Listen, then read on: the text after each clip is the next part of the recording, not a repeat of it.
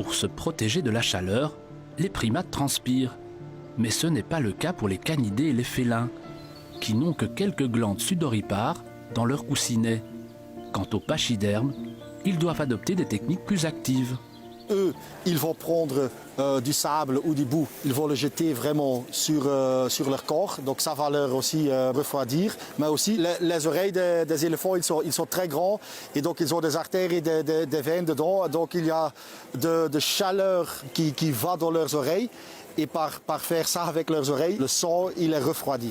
Pour certains animaux qui vivent des contrastes importants de température, une autre technique pour lutter contre la chaleur est de muer. Avec tous les animaux domestiques et même non domestiques, c'est qu'ils changent leur poil pour l'hiver et l'été. Donc ça, c'est déjà aussi très bien pour se refroidir. Donc on voit ça par exemple avec les ours polaires aussi. Quant au froid, le moment critique survient souvent la nuit. Et là aussi, les animaux se sont adaptés. Quand ils dorment, ils vont évidemment essayer de dormir dans un endroit où il n'y a pas de vent, où il n'y a pas de pluie.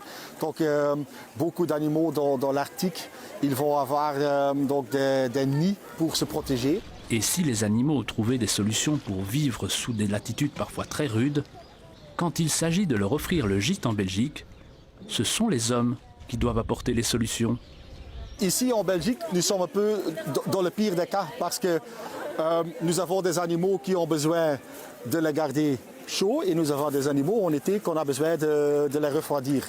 Et on doit être très très malin pour prendre les bonnes décisions. Si on regarde par exemple les animaux d'Afrique, ils ont tout un enclos intérieur qui est chauffé. Et pour certains pensionnaires, le climat belge peut même devenir une curiosité.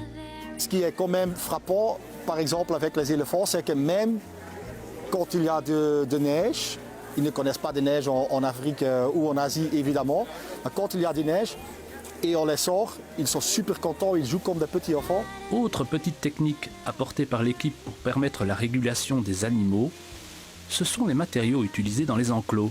Les matériaux utilisés dans un enclos sont super importants. 1, parce que c'est de l'enrichissement, ce n'est pas tout le même. 2, c'est naturel. Mais 3, chaque substrat a ses quantités calorifiques.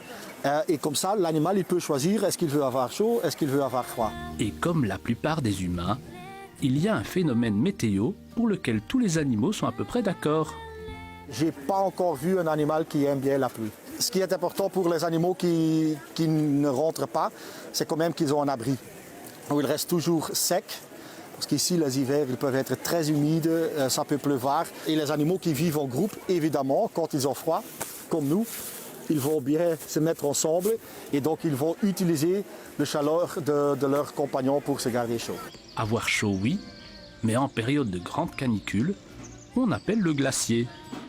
Quand il y a une canicule, nous faisons des glaçons pour les animaux, des glaçons de fruits, des glaçons de poissons, des glaçons de viande. Ça dépend de l'espèce. Et on leur nourrit ces glaçons et on voit vraiment qu'ils jouent avec et que ça leur refroidit super bien. Et s'il fait encore trop chaud, il reste le petit plongeon dans la piscine. Une eau avec température constante individualisée, 18 degrés pour les ours, 15 degrés pour les morses et 3 degrés pour les manchots.